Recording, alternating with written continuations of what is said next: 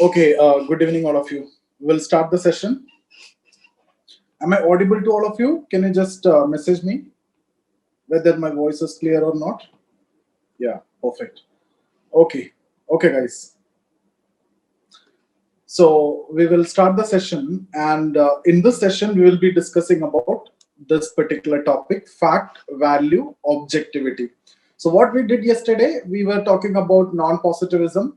So we are in the second chapter where we have discussed about sociology as science, and then positivism and non-positivism all are connected. And one of you were asking me related to this. Auguste Comte is talking about establishment of cause and effect relationship, trying to see things in a causal relationship. Causal relationship means establishment of cause and effect relationship. That's what we have discussed in positivism, right? There was a spelling mistake in that. It was written as casual. That's not casual. It is causal. I don't know whether that was your doubt or, but this is causal relationship between the realities one can observe. That's what you need to find out. The cause and effect relationship. I think that point is very clear. Okay. Now, guys, here this is a very important topic, but at the same time, very easy topic because time and again in different areas we have discussed about positivism, we have discussed about science, we have discussed about non-positivism. Everywhere we were using this, right? What is objectivity? Some case you will talk about objectivity, somewhere you talk about subjectivity, and even in positivism also towards the end we are concluding that although you stress on objectivity, absolute objectivity is not possible, neither desirable in sociology. So what exactly you mean by objectivity is what we are going to discuss here. Guys, objectivity means it's very simple. Now understand it, then you can read the PDF. Just one line or one concept is there. What is that? Freedom from all personal biases. So you are a sociologist, obviously you're a human being, and we are studying human being, right? And I'm a Muslim or I'm a Hindu, and I'm studying a religion, so Hindu religion or Christian religion or Islamic religion or whatever it is. So can there be a bias because I am from a particular religion? There can be, right? The person who's conducting a study, he may malign other religion and he will try to support his religion. So that is what you mean by bias. Why this bias comes? This bias will comes because of certain beliefs in terms of religion. That is a belief, that is your belief, that is your faith, or some ideas which you carry in mind, and that's what you call as values.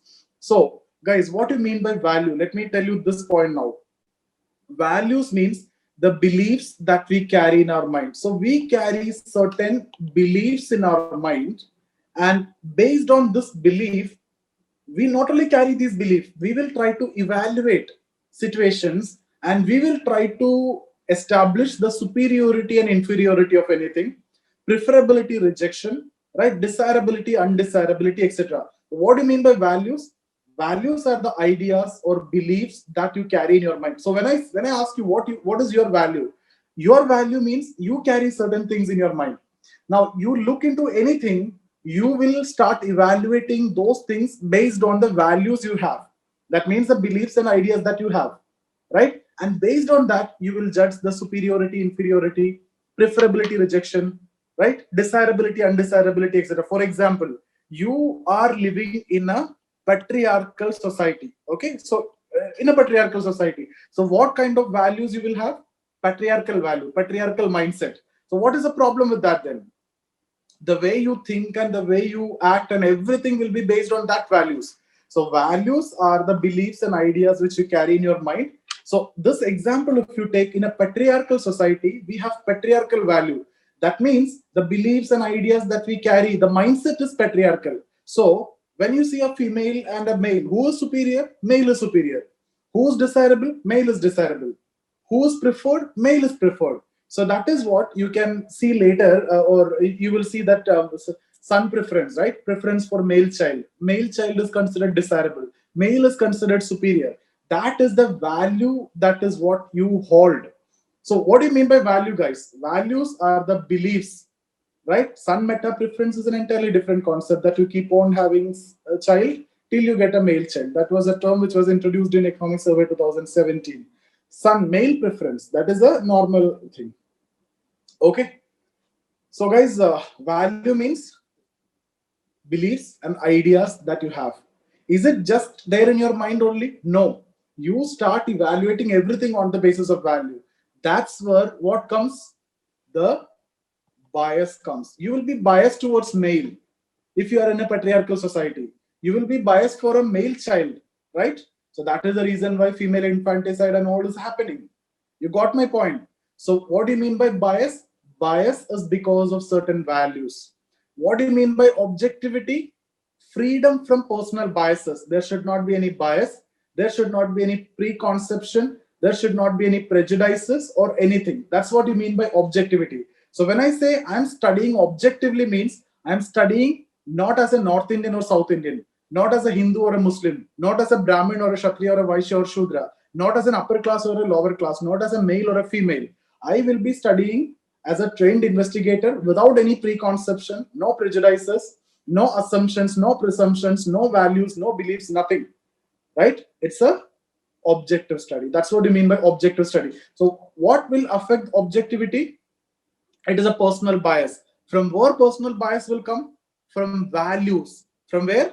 From values. So what you need to do to remain objective, the most important thing that you need to do to remain objective is there should not be any values involved in your study. That's what you can say value neutral approach. So what do you mean by value neutrality? No values in study. So value neutrality is a precondition for ensuring or achieving objectivity. If you need to get objectivity, you have to be value neutral. There should not be any value which is going to be influencing your investigation. You got my point so far? So this is the key point, and this is what you need to know. If this is clear, then there is no problem with this topic. It's over. The topic is over. So I repeat, guys, this quickly I'll repeat. Objectivity means freedom from personal biases. That means no personal biases in investigation. Now, from where this bias will come? This bias will come from certain values. What are values? Values are the ideas and beliefs that we carry in our mind. Based on that, we evaluate some situation: superiority, inferiority, preferability, rejection, desirability, undesirability, etc. So based on values, we evaluate. So when you conduct a study, if your values are influenced in that study, then that means there is a bias in that study. You are a Muslim and you are biased against Hindus. You are a North Indian, so you'll be biased against South Indians. You are a female, so you will be biased against male. Right? So that bias should not come. That's what you mean by objectivity. So there should not be bias. Bias will come from value. So avoid bias. How? No value. There should not be any value. What is it called? Value freedom or value neutrality. Value freedom or value neutrality. So can I say value freedom and value neutrality is exactly equal to objectivity? No, I can't say that. But can I say value neutrality is essential to achieve objectivity? Yes. Yeah, facts. Facts means the reality. What is fact? Fact means something which won't change the reality. So guys, I'll give you an example to understand fact and value now. So fact means the exact meaning only. There is not, nobody is going to ask you in sociology what do you mean by fact. This is just given in this paragraph. The actual difference is, let's suppose I'm going to ask you with respect to joint family and nuclear family. Okay. So if I ask you what kind of family system we have, the fact is, the reality is we have a nuclear family. Correct? We have nuclear family because most of the people, these are different individual family and they are living separately. So the fact is nuclear family. That's a typical fact that has to be accepted. But in terms of value, if you see, that is our desirability, undesirability. What we would love to have, we would love to have a joint family, because even though we stay as nuclear family, we all are connected with our relatives, right? Any marriage function or any life crisis, we all are in connection and in touch, and we are ready to support also.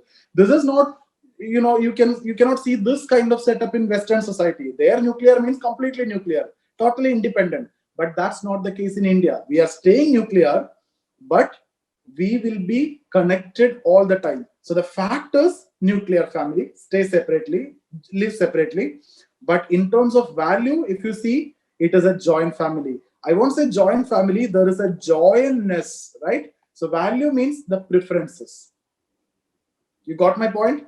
Now, guys, in sociology, you will come across these words, norms. What do you mean by norms? Norms and values. Values, just now I have told you. What do you mean by norms? Value free, value neutral, both are same.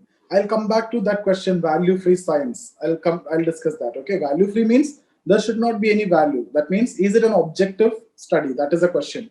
Guys, norms means it is the expected behavior.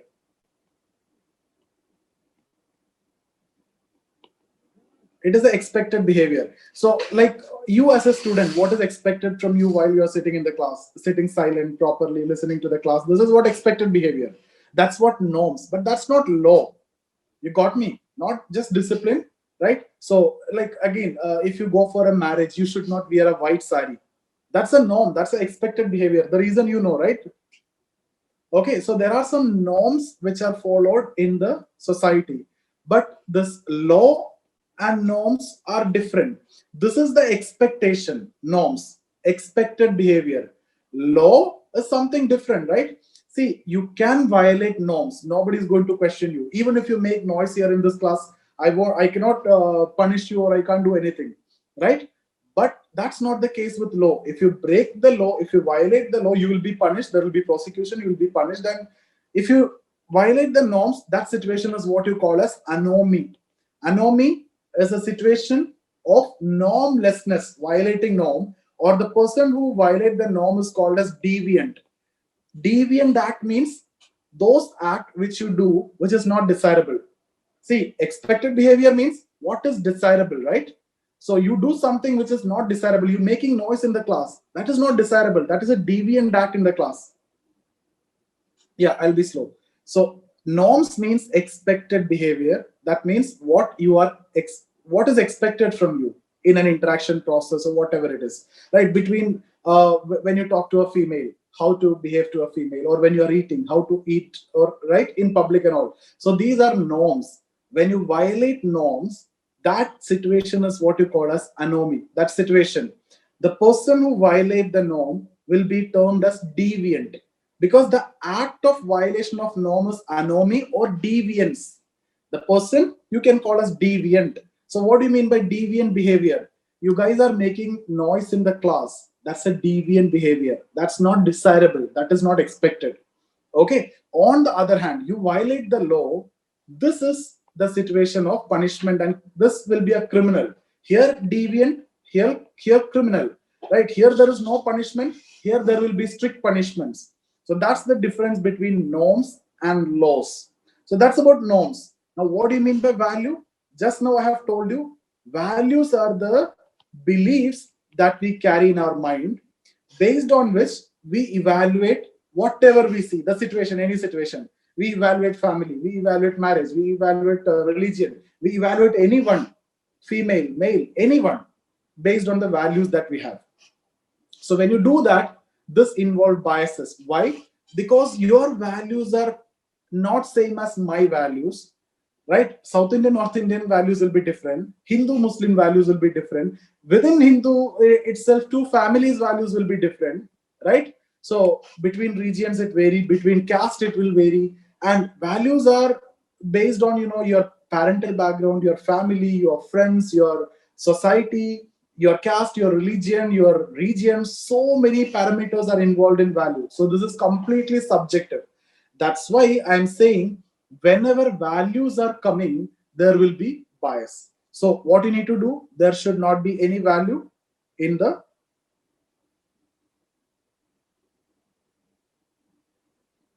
norms. Means the set of rules which is coming over a period of time, right? When the interaction between people increasing, right? Initially, if you see, when population was very less, between people, for example, let's suppose in this class we have only 20-30 students, there is not much rules or anything required. I can interact easily, right? But when you have 100 plus students, then it is very difficult. So we need to have a set rules. That's the reason why I'm not allowing you to unmute in between the class. Once the class is over, we are discussing that way, right?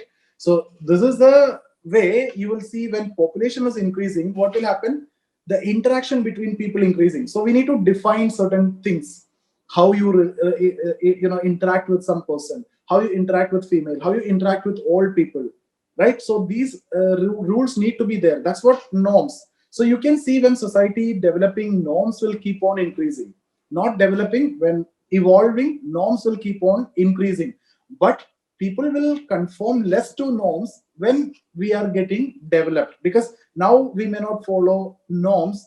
Why? The reasons and all we will discuss in Durkheim's class, because we are not concerned about society. This is so highly individualized society, heterogeneous society. Individualism is very important. Now if somebody is telling you not wear, don't wear white sari when you go for marriage, you will only wear that, right? Because it looks good for you. So you are not concerned about what society say. Yes or no? So that's what happens in the modern society when individualism is high. Organic society, organic solidarity. But some of you will not understand these words, because these are something which we are going to discuss in Thinkers. Guys, I'll do that. You don't want to worry about this. Since I have discussed about this word value today, most of you might have heard norms and values together. That's the only reason why I have discussed norms here. Otherwise, at this juncture, it is not required. Since I have discussed about norms, you might have some confusion between norms and laws. That's why I've made it very clear. So I hope this is clear for you. When you violate norm, that situation is what? Deviance. Deviant behavior. When you say deviant behavior, that is violation of norms. Something which is not desirable you are doing. That's what deviant behavior. Criminal behavior means you are breaking the law of the land, right? Norms are not direct connection with values. Understand it clearly.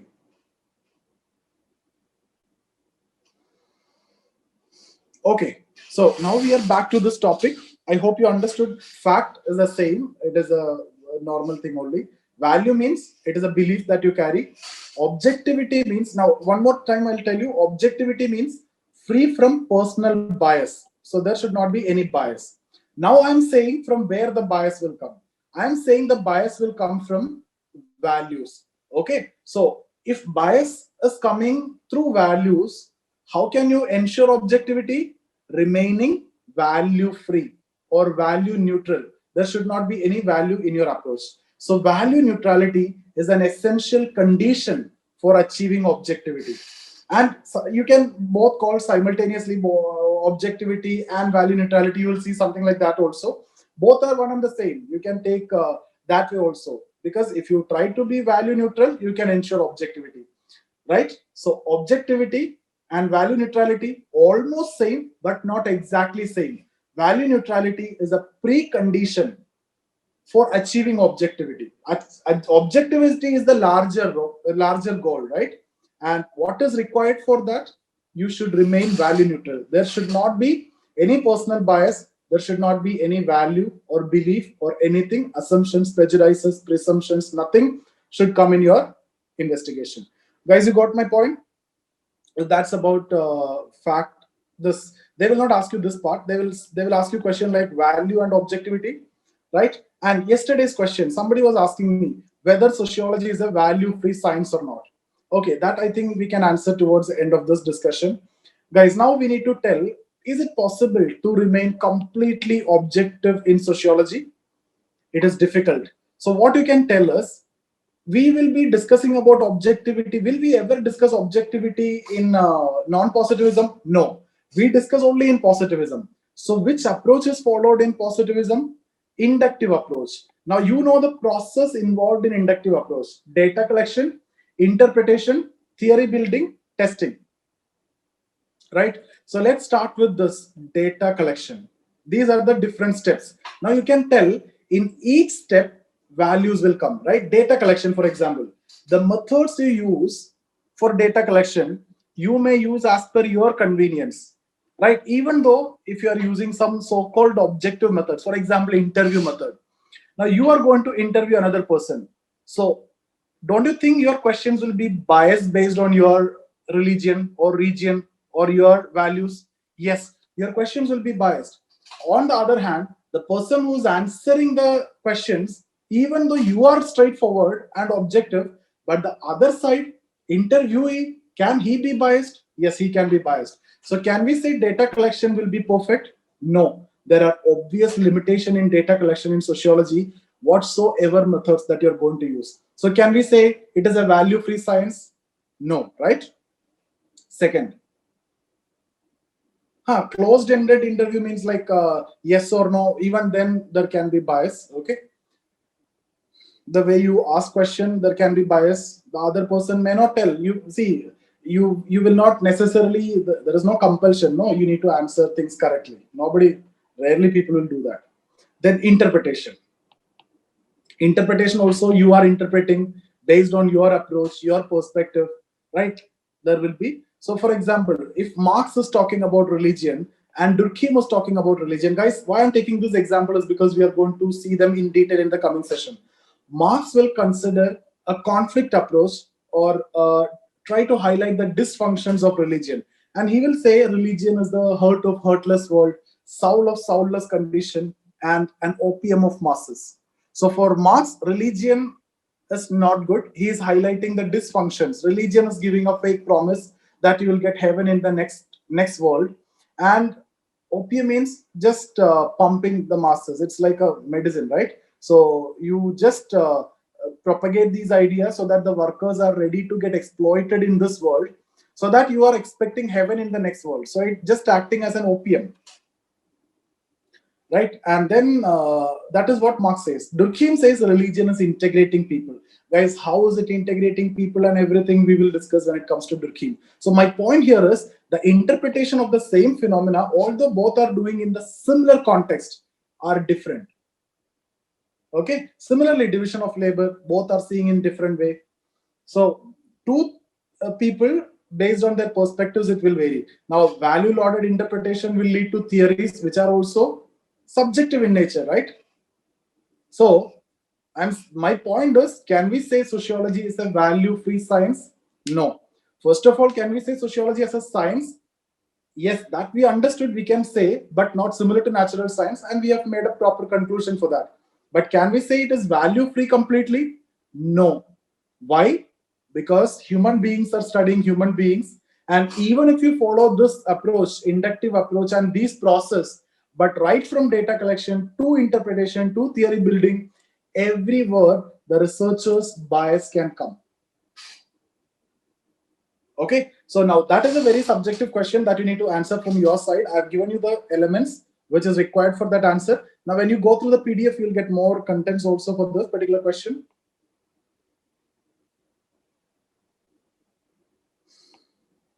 Okay, guys, I'll start from here. You just read this first two paragraphs. I've just added some important points there. Initial sociologists try to develop sociology on the lines similar to natural science. Perfect. We discussed all these things. In this context, one of the most important precondition for any body of knowledge to qualify as science was objectivity. Okay. Now, what is the difference between objectivity and value neutrality? Objectivity is the larger element where there should not be any personal bias or anything. Value neutrality is all about remain neutral from all values so that you can avoid the biases. The bias will come from values. So you need to remain value neutral. So value neutrality is a precondition for ensuring objectivity. That's how you need to understand. Objectivity means freedom from personal biases. Objectivity is an approach in which the attitude of a scientific investigator is detached, unprejudiced, value-free, and free from biases. Now, what do you mean by value? Values are the basis of biases and subjectivity, and they flow from different preconceived notions like caste, culture, religion, ideology, etc. Okay, guys. The personal bias flow from different types of, now from where the personal biases will come, no comma here. Personal biases will come from values in society. Value, now what is value? Value is an idea through which an individual evaluate about desirability, undesirability, preferability, rejection, superiority, inferiority of anything. Okay, so this is very important. What I'm saying is objectivity means free from personal biases, right? So personal bias will come from values. Value means it is an idea or the beliefs based on which individual evaluate his situation. Okay, so what you need to remain objective? Value neutral. No value. If no value means no bias. No bias means you can achieve objectivity. It's a circular argument only. Okay, so there are large number of values. Now, what are the values? It could be religion, region, language, right? Caste, anything. Thus, what is required to be objective is freedom from all these values and personal bias, or value neutrality, or value freedom. Okay. Thus, value neutrality is a basic precondition for achieving objectivity. If values are involved, there is no question of objectivity. You can never. So, value neutrality is a must. Since its emergence as a distinct discipline, sociology is often accused of facing the problem of objectivity. Right now, the areas where you can compromise on objectivity, the problem of objectivity occur at different levels in sociological research. The first stage, if you take, guys, I'm talking about inductive approach here. Why I'm not discussing about deductive approach? Because deductive approach mostly we have seen in non-positivism. They are not concerned about objectivity, so they favor subjectivity. So in deductive approach there is some subjectivity, so we don't want to discuss that. We need to discuss about inductive approach and the steps related to that, right from data collection to interpretation to theory building to testing. That's how it will go, right? So first, data collection, that means accumulation of facts. Now, what we need to say here, we use methods, better methods, but still personal bias can come.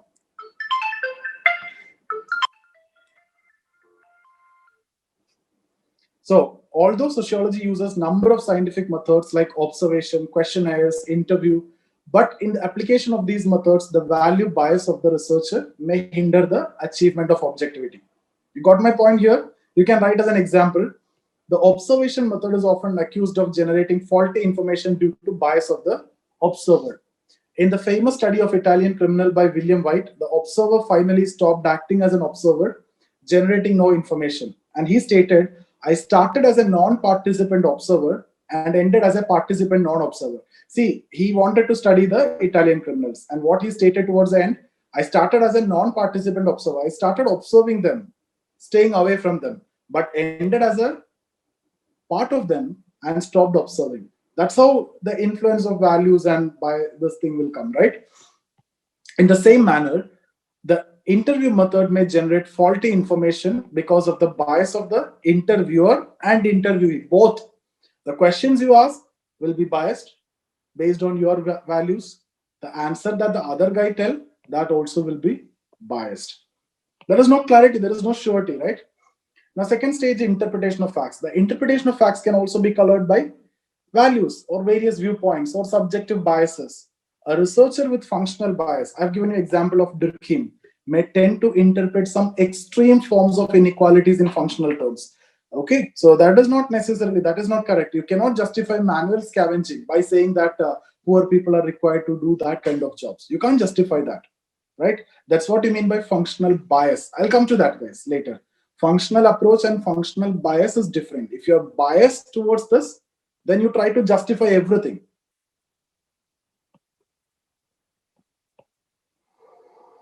Formulation of theories, that's the next stage. So value loaded interpretation, already value loaded interpretation of facts may generate theories which gives only one-sided view of reality. Thus, the resulting theories is influenced by the bias of the investigator. For example, Durkheim.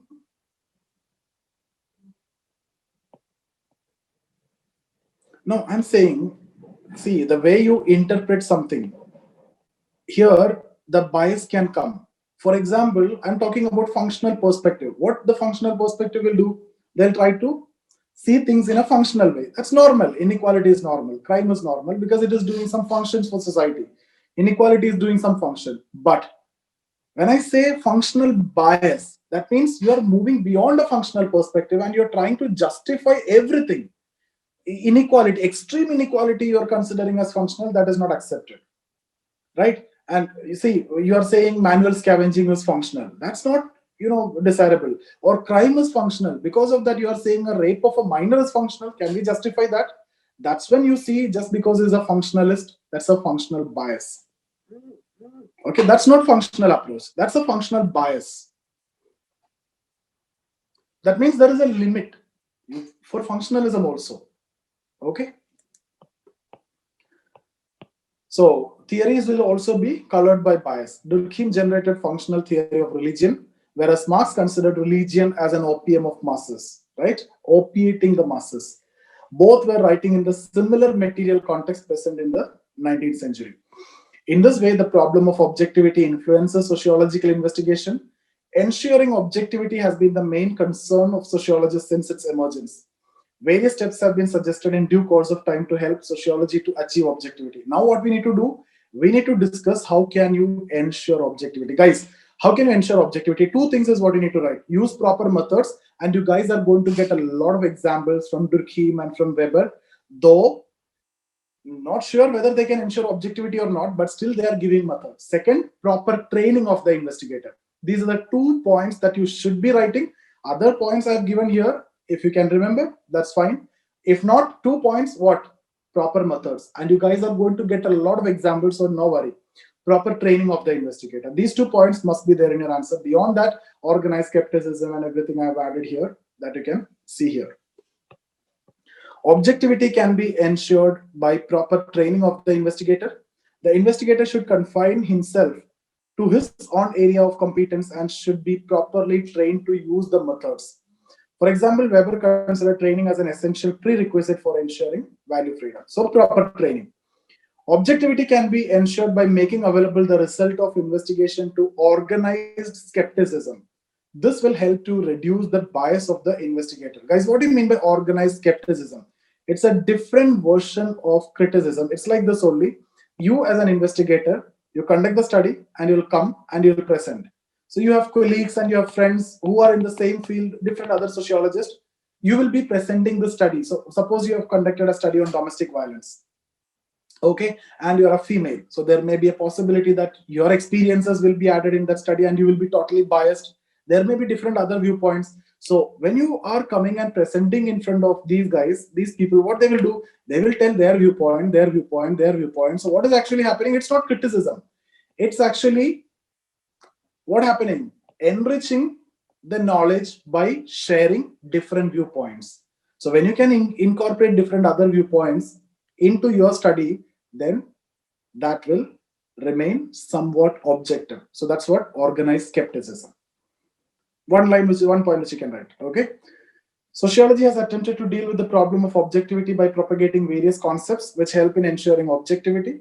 Since its inception, sociology has formulated scientific methods to be used in sociology. Guys, proper methods and proper training. These are 2 points which you should be writing.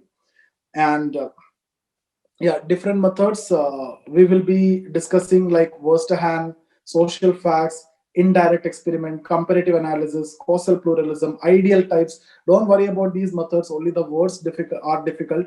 We'll come to see, we'll discuss that in Thinkers. So though I've added here, I am not interested in discussing at this juncture, because you guys need not mug up this at this point, because all these we are going to discuss. Ideal types is a topic which you need to study. Verstehen, again a topic. You can expect a specific question also from all these. So some sociologists even went to an extent of suggesting that sociology should refrain from studying what ought to be, instead should study what it is. Guys, do you remember, yes, last day when we discussed about emergence and all, sociology should go for prediction, what it should be, what it is going to be, right? What ought to be. No, never do that. If you do that, you can't do that, because you cannot predict the behavior of human beings. So if you try to avoid this, and if you study what is the present, what it is, then somewhat you can remain objective. Okay.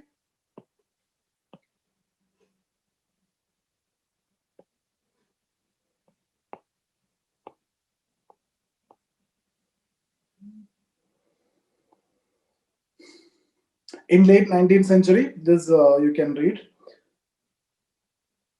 Non-positivist ideas gained strength, and it was argued that complete objectivity is neither desirable nor achievable. So later, these guys are very subjective, right? So now there is no question of objectivity. You can have subjectivity, because they are claiming that it is neither possible nor desirable. Why it is not possible?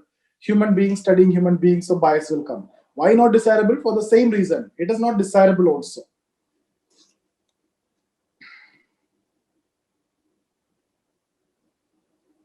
Okay. So that's it about objectivity. You can read this. I'm not just completely reading the PDF, everything else which is important we have discussed here.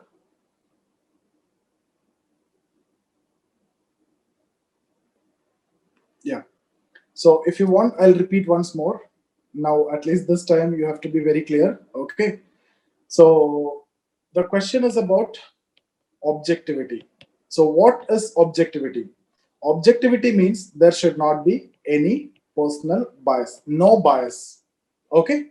Now we need to tell from where this bias will come. This bias will come from various values. So how can you avoid this bias? There should not be any value. This is what you call as free from value or value freedom or value neutrality. So I'm saying this value freedom and value neutrality is must for ensuring objectivity, because if you are free from value, the chances of bias is less. So one of the precondition for ensuring objectivity is value freedom.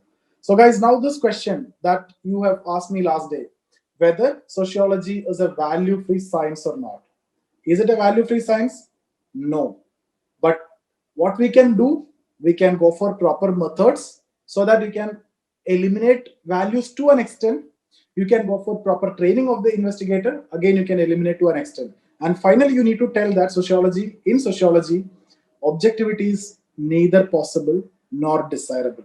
So it have values, and later non-positivist and all accommodated the values and subjectivity also. You also need to tell what do you mean by value, how values are compromised in sociology, and what are the steps you can do. So it should be a neutral answer. You should not completely say it, no, not at all value-free science. You need to say that there are hindrances, there are problems in achieving completely value neutral investigation, but we can try to ensure maximum possible objectivity by proper training, proper methods, organized skepticism, etc. Okay, so there's a very simple answer. You can see previous year questions. They are repeatedly asking this question. Alternate year, you get question on objectivity. A very important topic, but a very simple topic.